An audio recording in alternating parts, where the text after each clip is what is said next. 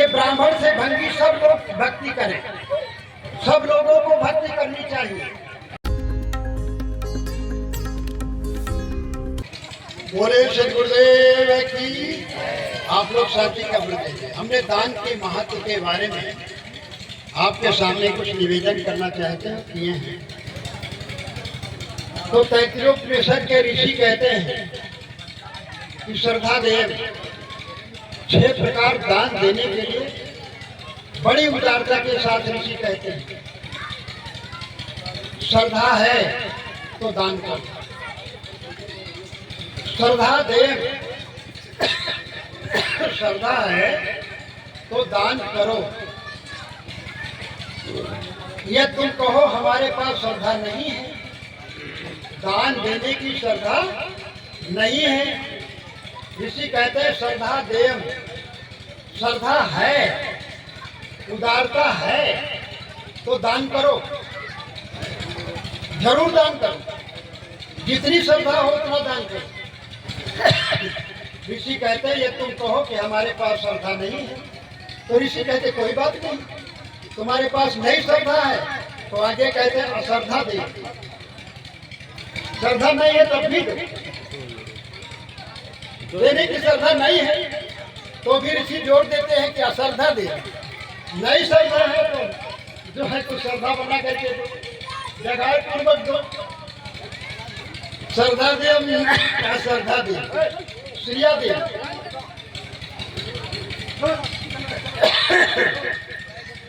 सुनो भाई, शांति का परिचय दो, ध्यान पूर्वक सुनो, बढ़िया। अश्रद्धा दे, नहीं श्रद्धा है तो अश्रद्धा पूर्वक ही दो, बिना श्रद्धा को दो जरूर। फिर श्रिया दे, श्री कहते हैं लक्ष्मी को। पढ़े लिखे लोग जानते हैं श्री किसको कहते हैं? लक्ष्मी का दो। हर किसी के नाम में, महापुरुष के नाम में श्री लगाएगा। श्री का मतलब होता है लक्ष्मी, धन दौलत, यानी श्रेया दे।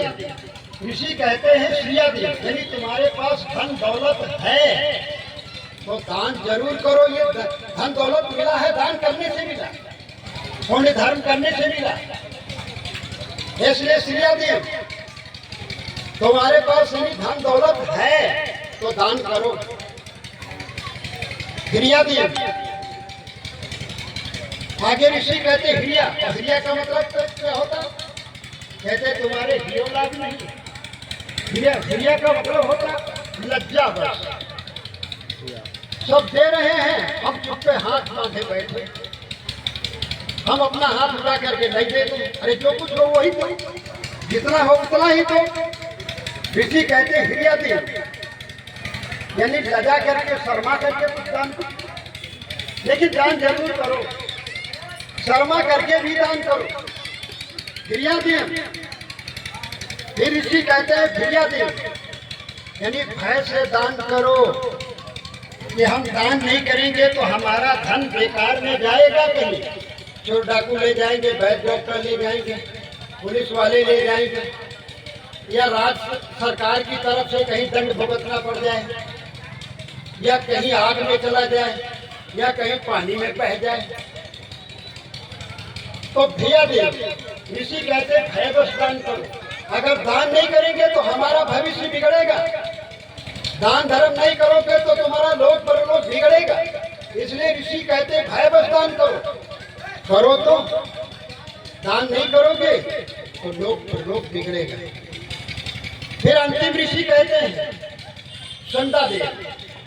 संदा का अर्थ होता है ठहराव। वचन आपने दिया है, आपने वादा किया है देने के लिए, तो किसी को देने के लिए वादा किया है तो निराश मत करो, जरूर दो। और फिर संदा दे, समित का मतलब ही होता है प्रज्ञा और विवेक। पढ़े लिखे लोग जानते हैं। समित का अर्थ होता है, संदा का अर्थ होता है प्रज्ञा और विवेक। विवेक पूर्वक दान करो। तुम्हारा किया हुआ दान जो है अनर्थ में न जाए, पाप में न जाए, पाप में न खर्च हो, अनाचार में दुराचार में न खर्च हो। ये विवेक रखो, पुण्य आत्माओं को दान करो। अभी पुण्य आत्माओं को दान करने के लिए बाकी है, और दान हो रहा है। हमारे तमाम दाता दान किए हैं पुण्य आत्माओं को। तो पुण्य आत्माओं को दान करो, विवेक पूर्वक दान करो। दान करने की भी होती है अपनी एक, तो उसमें विवेक होना चाहिए कि हम कैसे दान करें, किसको दान करें, जो हमारा दान बर्बाद और बेकार ना हो जाए।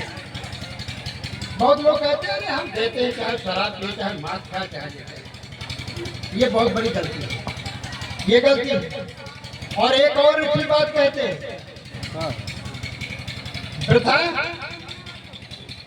दृष्टेषु समुद्र वृथा दीपु दिवाकरम। ऋषि कहते हैं समुद्र से भाप उठ करके और आग के द्वारा, सूर्य की गर्मी के द्वारा भाप और आग के द्वारा ये जल जो है समुद्र का ऊपर जाता है और बादलों के रूप में बन करके इस धरती को सींचता है। और वही जो समुद्र से भाप उठ करके और समुद्र में बरस जाए तो अच्छा है। समुद्र का पानी निकल करके बादलों द्वारा और कड़क घुमर करके समुद्र में बरस जाए तो बढ़िया है, बढ़िया है। कहाँ बरसना चाहिए? जहाँ पर धरती सूखी हो, पेड़ पौधे सूखते हो, जहाँ हरियाली नहीं है वहां पर बरसे तो वो वर्षा ठीक होती है ना। और वृथा दीपो दिवाकरम, और दिन में दीपक जलाना भी गलत है। समुद्र से भाप उठ करके समुद्र में बरस जाए तो वृथा है। धन के यहाँ से धन निकल करके धनियों को ही दान दिया जाए तो वृथा है। इसलिए ध्यान दो। तुम नहीं अमीर हो कोई बात नहीं है, तन से अपना दान करो, तो शरीर से अपना दान धर्म करो, सेवा करो, मन से सेवा करो, किसी न किसी प्रकार से दान करो, धर्म करो, सेवा करो और दिया हुआ ही मिलेगा। और ध्यान दो, जो लोग गलत तर्क करते हैं, एक कहने लगे हमसे महाराज मेरे पास 100 रुपया है और हम आपको अगर किसी महात्मा को 2 रुपये दे दें तो उसमें 2 रुपये कम नहीं हो गए 100 रुपये। एक मन अनाज है और हम 1 पसेरी दान कर दें किसी को तो 7 ही पसेरी तो रहेगी, उसमें बढ़ेगा कहाँ से? ये कुतर्क है। और ऋषियों ने कहा, संतों ने कहा है कि ऋतु वसंत याचक बना, ऋतु वसंत याचक बना, हर दिया तुम दान। ऋतु वसंत, ये कौन ऋतु चल रहा है? आप लोग बताइए कौन ऋतु चल रहा है? बसंत ऋतु चल रहा है। ये बसंत चैत वैशाख बसंत ऋतु चलता है। तो ये बसंत ऋतु में अक्सर पत्ते झड़ जाते हैं। कबीर साहब कहते हैं कि ऋतु वसंत याचक हुआ, हर्ष दिया तुम पात। बसंत ऋतु जो है वो याचक हो गया, यानी मांगने वाला हुआ। और हर्ष दिया तुम पात, तुम कहते हैं पेड़ पौधे, वो सब भर भर पत्तियां अपनी जो है बसंत को देने लगे। साते 9 पल्लव हुआ, दिया दूर नहीं जात, इसलिए नए कोपल तुरंत ही आ जाते हैं कुछ दिन। तो दिया हुआ जैसे पत्ते दे दिया बसंत को पेड़ ने, वृक्षों ने, हर्ष करके खुशी पूर्वक दान कर दिया अपने पत्ते, तो कुछ दिन में नए कोपल उसमें आ जाते हैं। तो दिया दूर नहीं जाता, दिया हुआ दान, दिया हुआ धन वह दूर नहीं जाता है, जन्म जन्मांतर तक आपको मिलता रहता है, इसलिए दान करते हैं। राजा भोज को आप लोग सुनते होंगे, इतिहास में पढ़ते होंगे, और वो धारा नगरी के रहने वाले राजा भोज बहुत बड़े दानी हुए और सुबह उठ करके वो दान ही में लग जाते थे। गरीबों को, दुखियों को, संतों को, ऋषियों को, भूखों को दान ही करते रहते थे और वो दान पानी की तरह उलझते रहते थे। राजा भोज पानी की तरह धन को दान में उलझते रहते थे। उनको जो कोषाध्यक्ष जो मंत्री था वह देखा कि राजा तो दान में अपना पूरा खजाना ही सब लुटा गए हैं। तो जिस सभा में राजा भोज बैठते थे मंत्रियों के साथ में, तो राजा भोज के सभागार में आने के पहले ही एक श्याम पट पर लिख दिया, मंत्री ने लिख दिया, आप डरते धर्म रक्षे, आप डरते धर्म रक्षे, यानी आपत्ति के लिए धन की रक्षा करनी चाहिए, आपत्ति काल के लिए धन की रक्षा करनी चाहिए। वो राजा को सावधान किया। राजा जब अपने सिंहासन पर आकर के बैठा और सामने नजर पड़ी कि इसमें लिखा है आप डरते धर्म रक्षे, तो मंत्री के आने के पहले ही राजा उठे और उसको कपड़े से घिस करके और लिख दिया, श्री मता मा पदा खुदा, संस्कृत में लिख दिया कि भाग्यशाली को आपत्ति कहा।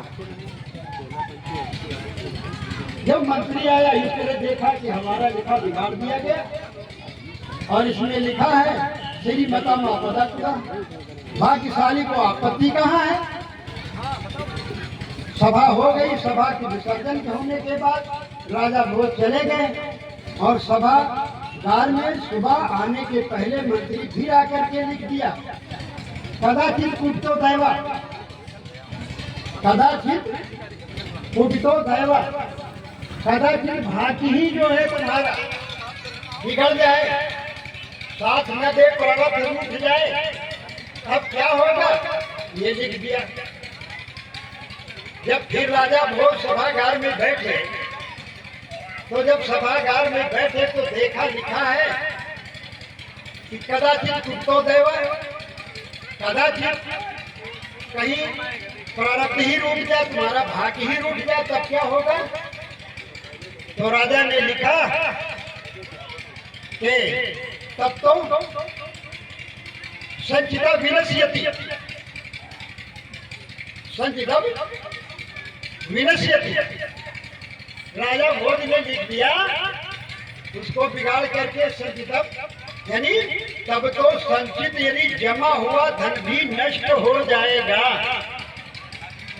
राजा देख करके लज्जित हो गया, शर्मा गया वो मंत्री, और जा करके राजा को प्रणाम किया कि मेरी बहुत बड़ी देखो दान के लिए रोक लगा रहा है। राजा ने कह दिया यदि प्रारब्ध रूठ जाएगा और भाग्य रूठ जाएगा तो जो संचित धन हमारा धरा हुआ है जोड़ करके रक्षा के लिए रखेंगे वो भी तो नष्ट हो जाएगा। तो मंत्री को कुछ उत्तर नहीं सूझा और राजा भोज जीवन भर दान करते रहे, धर्म करते रहे। बोलो सतगुरुदेव की जय। इसलिए दान धर्म से पीछे नहीं हटना चाहिए, तो अंतर करते रहना चाहिए। अन्नदान, धन दान, वस्त्र दान, फल दान, दवा दान, दया दान करते रहो, कल्याण होगा, सुखी रहोगे। तो बहुत जरूरी है कि हम आप सब लोग सत्संग करते रहें। दया धर्म से, दान से, सत्संग के द्वारा हमारे मन विचार शुद्ध रहेंगे, वाणी ठीक होगी, मन व्यवहार अच्छा रहेगा और हमारे संस्कार भी अच्छे रहेंगे। हम हमेशा प्रसन्न और सुखी रहेंगे। इसलिए हम संतों की संगत करते रहें, संतों के सत्संग में आते रहें हम। और हम दया किसी पर करेंगे तो हमारे ऊपर दया करने वाले हो जाएंगे। सत्संग हमेशा करते रहो। ये संत ही परमात्मा का रूप है। God is light. ये जो प्रकाश तुम्हारे हृदय में चल रहा है, संत ईसा ने कहा गॉड इज लाइट। किसी ने पूछा ईश्वर कहाँ है। आजकल के लोग बताने वाले हैं कि परमेश्वर ऊपर है स्वर्ग में। स्वर्ग में क्यों रहेगा भाई? और कबीर साहब कहते दिल में खोज नहीं मत खोज। ईश्वर तो सबके दिल में विराजमान, वो दिल से अलग होता ही नहीं है। और उन्होंने कहा इंग्लिश में गॉड इन लाइट, यानी जो प्रकाश है वो परमेश्वर है, ईश्वर है। संत कबीर साहब हिंदी भाषा में कहते हैं अंतर ज्योति शब्द एक है। तुम्हारे हृदय में जो ज्योति जल रही है, चेतना ज्योति जल रही, प्रकाश की ज्योति जो जल रही है, ज्ञान की ज्योति जो निरंतर जल रही है, जिससे पूरा शरीर प्रकाशमान है। हम सोचते हैं, विचारते हैं, विवेक करते हैं, बोलते हैं, कविता करते हैं, वक्ता है, कवि है, प्रवक्ता है, और जो कुछ सोचे समझते सुनते हैं, जो कुछ भाषा किसके द्वारा सुनते हैं। इसलिए जितना जो कुछ प्रकाश हमारे हृदय में जो है चेतना का प्रकाश, तो वो हिंदी में है। और इसी कहते हैं उसका शरीर ज्योतिर्मय शुभ्रो यम पश्यन्ति यत्याचि निर्दोषः। फिर भगवान की प्राप्ति महाराज कैसे होगी, ईश्वर की प्राप्ति कैसे होगी? और सबको चाहना है कि भगवान की प्राप्ति हो, ईश्वर की प्राप्ति हो। ये सभी तो लोग चाहते हैं ना, ईश्वर दर्शन दे, तो आप लोग नहीं चाहते। सच्ची इच्छा है कि परमात्मा की प्राप्ति हो, परमात्मा का दर्शन हो। संत कबीर साहब कहते हैं कि भाई अंतर ज्योति सब देखना है। तो अंतर में तुम्हारे निरंतर ज्योति जल रही है, तुम मुड़ करके तो देखो, अंदर जाओ। तुम बाहर दौड़ते हो, बाहर झांकते हो, बाहर पूछते हो, बाहर सोचते हो, इसलिए तुम्हें प्रकाश में जो है अंधकार में तुम जाते हो। तो इसलिए आया है कि तुम चाहते हो परमात्मा तत्व की प्राप्ति, स्वयं स्वरूप की प्राप्ति, उसे उसको साक्षात्कार करना चाहते हो। तो ऋषि भी उपनिषद में कहते हैं अंतः शरीर, ध्यान दे आप लोग, अंतः शरीर ज्योतिर्मय यम पश्यन्ति यत्याचि निर्दोषः। तुम ईश्वर का साक्षात करना चाहते हो, उस ज्योति पुंज परमात्म तत्व, उस ब्रह्म तत्व, उस रूह को, उस सोल को तुम प्राप्त करना चाहते हो। तो अंतः शरीर ज्योतिर्मय शुभ्रो यम पश्यन्ति यत्याचि निर्दोषः। ऋषि कहते हैं साक्षात्कार तुम्हारा जरूर होगा, लेकिन यत्या क्षीण दोषः। ऋषि कहते शर्त यह है कि तुम्हारे जो वाणी में, कर्मों में, मन में, बुद्धि में, विचारों में जो दोष आ गए हैं कर्मों में, उनसे तुम क्षीण हो जाओ, यानी उनको झाड़ बुहार करके दूर कर दो। तो परमात्मा तत्व का साक्षात्कार आपको हो जाएगा। लेकिन आपके आहार विहार गंदे हैं, सोच गंदी है, मन गंदा है, विचार गंदे हैं, कर्तव्य कर्म गंदे हैं, संस्कार गंदे हैं, तो परमात्मा तत्व का साक्षात्कार कैसे होगा? इसलिए पहले उपाय कहते हैं ज्योति साचा बानिया। तुम सच्चे बड़ी हो, व्यापारी हो, ज्योति साचा बानिया, साची हाथ लगाओ, अंदर झाड़ू दे के पूरा दूर बहाओ। ये नहीं धीरे धीरे घर और जाला बटोरते बहारते इस कोने में ले गए, उस कोने में ले गए, उस कोने में ले गए, हफ्ता भर के बाद शायद दोबारा निकाले। ऐसा साहब कहते पूरा अपने अंदर अपने घर का ध्यान बांध करके, और साहब कहते नजदीक ना बहाओ कि गंदगी का ढेर तुम आगे अपने लगा लो द्वार पर, और उसमें टट्टी पेशाब कर दे बच्चा, उसी को पर डाल दो। रात में कहीं तुम्हारे टट्टी लगे तो घूरे पर बैठ जाओ। ऐसा कहीं ना हो जाए तो ऐसा घूर गड्ढा अपने दरवाजे पर मत लगाना। गंदगी आएगी, बीमारी आएगी। तो साहब कहते कूड़ा दूर बहाओ। जैसे तुम घर का कूड़ा द्वार का कूड़ा झाड़ बुहार करके अपने खेतों में ले जाते हो और दूर गड्ढे में बहा आते हो तो बदबू नहीं आती है, वो सड़ करके खाद बन जाती तुम्हारे खेत में। खेत की तो दूर कूड़ा बहा दो। इस तरह अपने अंतरात्मा के अंदर जो तुम्हारे अंतःकरण में जो धूल गुब्बारा जो करता है, जो विकार है, मनोविकार है, विचारों में विकार है, वाणी में विकार है, कर्मों में विचार है, विकार है, जो सोच में तुम्हारी सोच विकारी है, तो अपने अंदर हृदय के अंदर का जो पूरा कबाड़ है सत्संग में सुन करके, संतों की वाणी को सुन करके, संतों की जो है विचारों को अध्ययन कर करके, और अपने झाड़ू लगा दीजिए अपने विवेक का, बुद्धि का, विचारों का, और जो अपना कूड़ा कचरा जो अंदर में है वो सब दूर बहा दो। चाहे कहते नजदीक न रखो कि उड़ करके तुम्हारे ऊपर ही आ जाए। और थोड़ा कूड़ा कचरा दूर बहाने के लिए भी दिमाग होना चाहिए, बुद्धि होनी चाहिए। चाहे कहते कूड़े को दूर बहाओ और बचे रहो कि वो कूड़ा तुम्हारे ऊपर ही ना आ जाए। दूर में डालने के लिए माताएं कभी कभी जाती हैं और अपने कूड़ा बाहर दिया अपने घर का, और राख चूल्हे की बाहर भी। अब तो राख होती ही नहीं, बहुत कम होती है। जो लोग चूल्हे की रोटी खाते हैं वो लोग कहते हैं कि भाई हमारे यहाँ तो और सब भोजन गैस में बन जाता है, लेकिन हम कहते हैं भाई ये अपने मर्जी से कि रोटी भाई है उसकी बनाए। तो चाहे पहले कूड़ा दूर बहाओ, हृदय का कूड़ा कचरा जो है झाड़ बुहाड़ करके और दूर बहा दो, और अपने घर का कूड़ा कचरा जाला हटा करके वो भी बहुत दूर बहा दो। और बहाने का भी ढंग होना चाहिए, फेंकने का भी ढंग। तो आप कहेंगे ये कैसी बात है?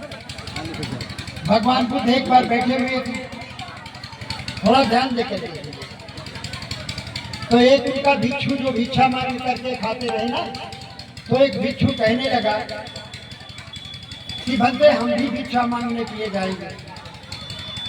भगवान बुद्ध ने कहा भाई भिक्षा की भी शिक्षा होनी चाहिए। बुद्ध ने कहा कि भिक्षा की भी शिक्षा होनी चाहिए। तो उस भिक्षु ने कहा भगवान भिक्षा में कैसी शिक्षा? कहा उसको भी ध्यान से सुनो कि तुम्हें भिक्षा उसी से लेना है जिसके पास श्रद्धा हो, और श्रद्धा नहीं है लेकिन तुम्हारे खड़े हो। कोई कह रहा है, कोई देख करके अगर प्रसन्न हुआ, आइए आइए आइए आइए पधारिए, आपका इंतजार करते थे, आज हमारे घर में आपका जो है भोजन दान होगा। तो ये शिक्षा है कि समझ लो उदार है। और जो दो रही थे चलो चलो चलो हटो हटो, ऐसे मोटे हट्टे कट्टे बहुत आते, काम नहीं सदा करते भिक्षा मांगना। तो वहां पर आड़े आड़े न करो दाई दे विचाम दे ही देख लो उसका मन विचार ठीक नहीं है तो हट जाओ, बिना दुत्कारे ही नहीं पूछते कि तेरे तुम्हें फटकारे दुत्कारे तब हटो। उसका मन जांच पड़ता है कि देने की इच्छा है कि नहीं। फिर आगे तीसरे द्वारे जाओ, देख लो कि हाँ ये देने लायक है कि नहीं है। उसके घर में मान लो एक ही दो रोटी का आटा है और तुम कहते हो भिक्षाम दे, हमें भी भिक्षा चाहिए। वो हाथ जोड़े खड़ा कि महाराज, या पत्नी खड़ी महाराज एक ही रोटी थी, बच्चों ने खा लिया, आधी आधी टुकड़ा हम दोनों लोग खा लिए। महाराज ने अरे नहीं कि हम खाली ऐसे लौट जाए तुम्हारे दरवाजे से। तो ये ऐसी भिक्षा नहीं चाहिए, ये शिक्षा लो। यानी बुद्ध कहते भिक्षा मांगने में भी शिक्षा की आवश्यकता है। इसलिए जरूरी है कि जो उदार हो, जो धर्मात्मा हो, जो देने की इच्छा रखता हो, उसके यहाँ बिना मांगे मिले। साहब कहते हैं कि बिन मांगे सो दूध बराबर। यहाँ पर जितना भी जो शक्कर आई हुई है और जो भी अन्न आया हुआ है, जो वस्तुएं यहाँ आई हुई है भंडारे के निमित्त, वो यहाँ पर बैठे हुए भक्त हैं किसी से फोन के द्वारा, और किसी से किसी प्रकार कुछ याचना ही नहीं की गई। और अपने आप सब जैसे मेघ से कहा नहीं जाता परसों महाराज परसों महाराज, और कहीं से बरसते भी नहीं लेकिन बरस जाते हैं। तो ऐसे ही हमारे मेघदूत ये बैठे हुए थे, ये भक्तगण मेघदूत हैं, अपने आप वर्षा करती हैं, धन की वर्षा करती है, दान की वर्षा करती है। तो इसलिए बिन मांगे सो दूध बराबर। बिना मांगे हमारे भक्तों ने यहाँ सब कुछ भर दिया है। तो साहब कहते हैं बिन मांगे सो दूध बराबर और मांग लिया सो पानी, मांग लिया सो पानी। ही भैया थोड़ी मदद कर, थोड़ा भैया थोड़ा जितना हो सके। ये है पानी भी, बिन मांगे सो दूध बराबर मांग लिया सो पानी, और कहाँ कबीर गुरु रक्त बराबर जामे ऐसा तानी। कहीं यार बाबा द्वारे पर खड़ा है तो सुनती नहीं, अरे कहीं तो कहीं जाके जाए तो वो जले कटे तो अरे कहीं भाई तो एक खुराक खाए भाई कहीं तो कहीं निकल के बहुत आओगे तो ऐसा तानी। वह रक्त भी इच्छा है वो अंदर खींच रही, वो बाहर कर रहे हैं तो खींच रहे। तो कहे कबीर गुरु रक्त बराबर जामे ऐसा तानी। ठीक, तो खींच तान में नहीं। मोरत दूध कहते थे महात्मा आगे दरवाजे पर, और वो जो है चाहते हैं यहाँ विश्राम करना और यहाँ भोजन करने के लिए। रानी ने कहा अरे खुद दान करो, खुद खिलाओ पिलाओ। इस तरह का भाव दोनों में सामने होना चाहिए। दान के बारे में, धर्म के बारे में सामने श्रद्धा होनी चाहिए। तो मैं कह रहा था कि कूड़ा दूर बहाओ, और कूड़ा को बहाने की भी शिक्षा होनी चाहिए। जैसे हमने कहा कि भिक्षा की शिक्षा भी जरूरी है, तो कूड़ा दूर बहाने की भी शिक्षा होनी चाहिए।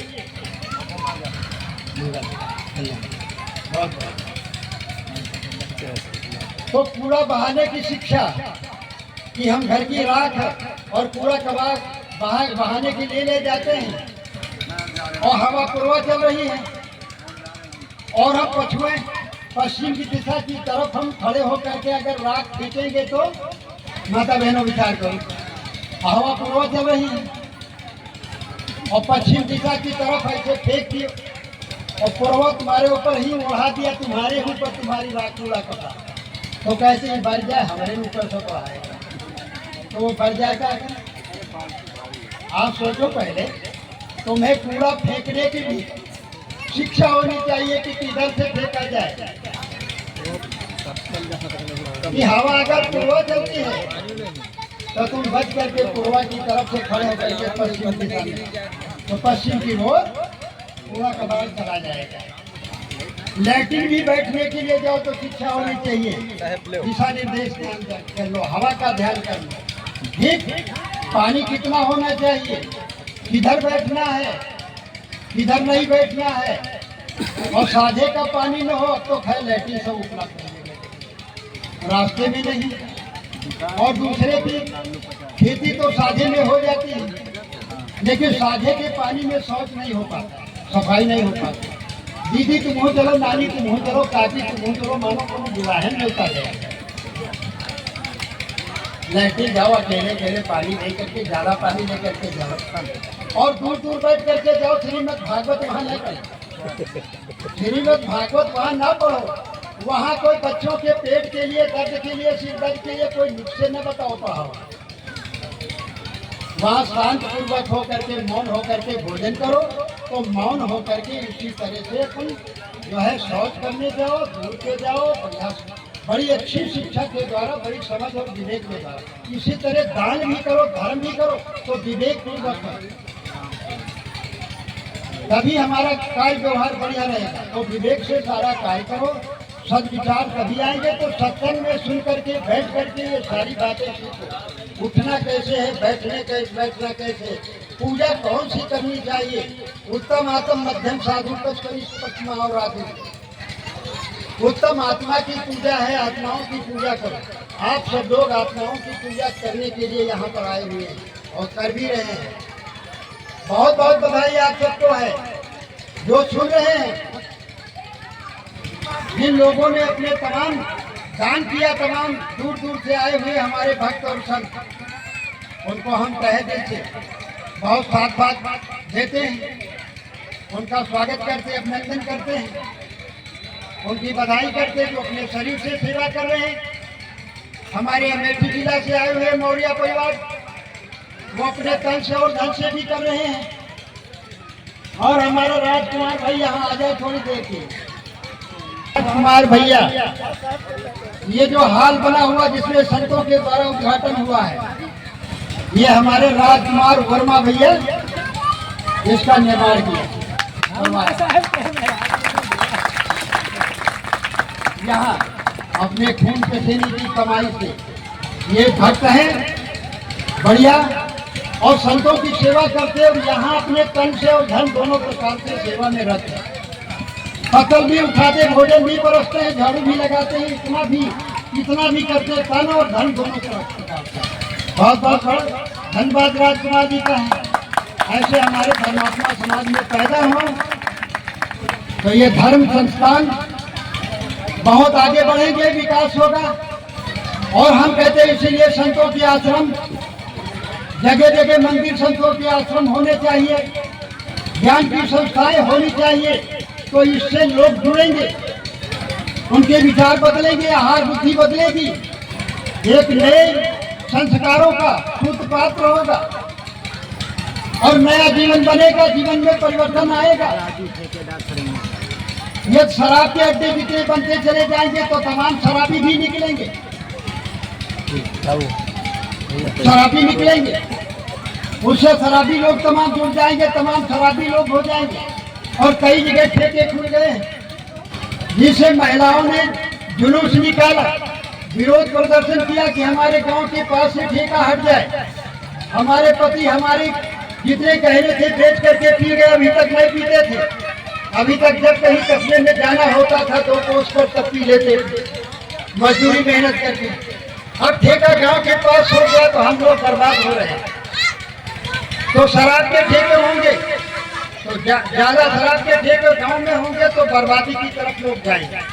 और संतों के अगर आश्रम हो तो संतों के द्वारा उनकी शुद्ध विचार है, शुद्ध वाणी है, मानवीय एकता की, मन भावना, मोक्ष, कल्याण की, भगवान प्राप्ति के लिए जहाँ साधनाएं बताई जाए, जहाँ ध्यान बताया जाए, जहाँ भक्ति और वैराग्य का प्रचार प्रसार हो, वहाँ के आपके बच्चे यहाँ से राम और कृष्ण जैसे निकलेंगे। बुद्ध, महावीर, तुलसी, नानक, जगजीवन, दादू, दरिया, पलटू, भीखा और कितने महापुरुष शिक्षक बने, सुभाष चंद्र बोस, डॉक्टर अम्बेडकर और तमाम तरह के महावीर स्वामी और तमाम तरह के महापुरुष संसार में हुए हैं। आपके बच्चे भी उन संतान, आपके घरों से ऐसे महापुरुष निकलेंगे जिन घरों में अच्छे संस्कार होंगे, जो माता पिता संस्कारित होंगे, उनको अच्छे संस्कार, अच्छे विचार मिलेंगे। खेती अच्छी होगी, बीज अच्छा होगा तो उसमें की फसल बढ़िया होगी, साचा बढ़िया होगा तो उसमें के साचे में ढली हुई भक्ति वो सही होगी। अगर माता पिता के संस्कार दूषित हैं, विचार बेकार हैं, तो आगे आने वाली पीढ़ी भी विकृत होगी। आप ध्यान दें, इसलिए यहाँ पर जितने लोग बैठे हैं अपने मन विचार बढ़िया ठीक करके जब बैठेंगे, मन में दुर्भावनाएं ना हो, बढ़िया शुद्ध संस्कार हो, शुद्ध मन से जब आप सुनेंगे तो निश्चित है आपके मन में शुद्ध विचार बैठेंगे, शुद्ध संस्कार निश्चित ही बनेंगे। और यदि मन टेढ़ा हुआ, विचार टेढ़े हुए, मन कहीं दूसरी जगह जा रहा है तो निश्चित है आप बैठे यहाँ हैं लेकिन आपका मन कहीं दूसरी जगह तैर रहा है। ध्यान दें, जैसे फोटोग्राफर फोटो खींच रहे हैं, फोटोग्राफर होता तो कहता भाई सावधान, रेडी, कहता है ना, कहता है मतलब तैयार रहो, ठीक हो जाओ, अपना मेकअप ठीक कर लो, अपनी आंखें ठीक कर लो, अपनी मुस्कान से मतलब मुस्कुराते रहो, चेहरा मुस्कुराता हुआ हो, आंखें इधर उधर तिरछी ना हो, आपकी होंठ तिरछी ना हो। और नहीं तो जितना घूंघट अपना डालोगे तो एक ही आंख आएगी, एक नहीं आएगी। अगर आप टेढ़ा किए तो टेढ़ा टेढ़ा हो जाएगा, आंख यदि टेढ़ी किए तो आंख कानी हो जाएगी। इसलिए जैसे कि फोटोग्राफर कहता है कि अपना सही होकर के बैठिए, सीट बैठिए, ठीक से देखिए, तब आपका चेहरा बढ़िया आएगा, नहीं तो फिर ठीक नहीं होगा, उसमें जो खिंच जाएगा खिंच जाएगा। इसलिए आप सब लोग इसमें बैठे हुए,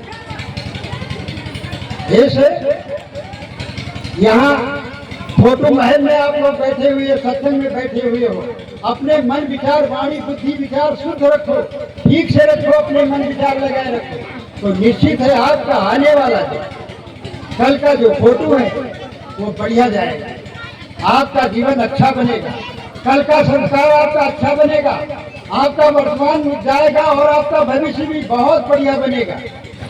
इसलिए भविष्य को संवारना है, आगे बढ़ना है, और हम भी उन्हीं महापुरुषों की लाइन में लगे हुए हैं, उन्हीं की लाइन में हम लगे हुए हैं। जो महापुरुष धरती पर पूजे जा रहे हैं, वो नेता है, अभिनेता है, अभिनेत्री है, जो संत महापुरुष ऋषि हैं, जो हो गए आज वर्तमान में है पूजे जा रहे हैं, वो भी किसी की संतान है और आप भी उसी लाइन में लगे हुए हैं। तो आइए हम भी अपने मन विचारों को, बुद्धि को ठीक करके, अपने संस्कारों को हम अच्छे तरह से रखें, तो हमारे आने वाली जो पीढ़ी है वो अच्छी होगी।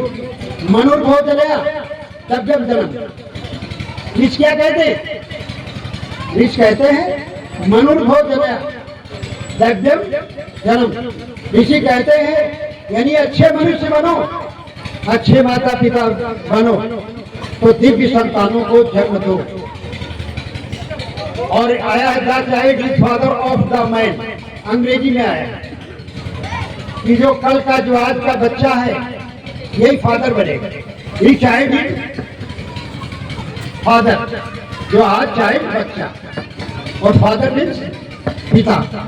यही बच्चा को अच्छे संस्कार दिए जाए, अच्छी बुद्धि दिए जाए, अच्छे विचार दिए जाए, बैठने, उठने, खाने, पीने, सोने, जागने, पढ़ने, लिखने, नमस्ते, प्रणाम, झुकना, दान धर्म करने के लिए, सेवा करने के लिए, माता पिता, गुरुजनों की, मेहमानों की, सबकी, इस तरह के सद्विचार, सदाचारी जीवन जीने के लिए जो ऐसे शुद्ध संस्कार दिए जाएंगे, तो आप देखिए वही ऋषि मुनि महापुरुष देव पुरुष पैदा होंगे, आपकी संतानें बनेगी। इसलिए आप सबकी जिम्मेदारी है कि यहाँ बैठ करके इस वर्कशॉप में, सत्संग एक वर्कशॉप है,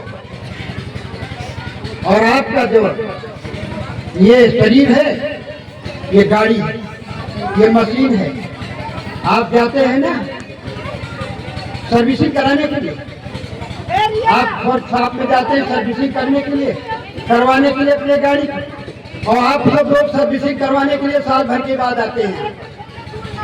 आप सबके मन की, विचारों की, आपके हृदय की सर्विसिंग हो जाती है, तो लौट करके और साथी बुला करके लाते। अब की बहुत नए नए चेहरे आए हुए, क्योंकि गाड़ी आप सबकी जब बढ़िया सर्विसिंग हो जाती है, अच्छी सर्विसिंग हो जाती है, इस वर्कशॉप में आकर के ग्रीसिंग भी हो जाती है, रिपेयरिंग भी हो जाती है,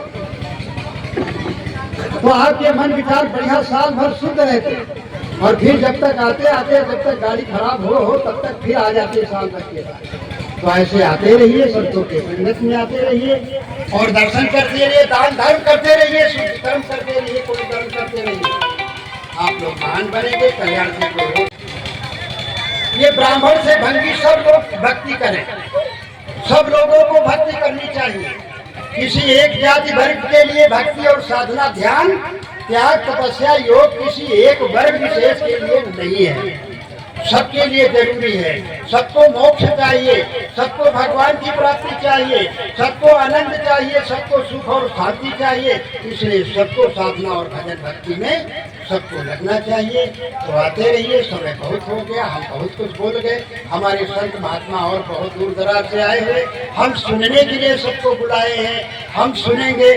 और हमारा ध्येय यही रहता है कि हमारे आसपास के लोग यहाँ बैठे और गांव के, यहाँ सरैया के आसपास गांव के लोग सुने और अपने मन में जो दुर्विचार है उनको छोड़े, दूर करें। साहब कहते शकलो दुर्मत दूर कर अच्छा जन्म बनाओ, कहा कि गवन गत छोड़ के हंस गौन चली आओ। सारी मन की जो दुविधाएं हैं, दुर्मति है, खराब मति है, बुद्धि खराब है, उसको छोड़िए, दूर भगाइए। और तुम्हारे कौवे की जो चाल है, कौवा जानते हो कैसे बोलता है? क्या चोरी डकैती थोड़े करता है, खाली बोलता है, पड़ी बोली है। बोले श्री गुरुदेव की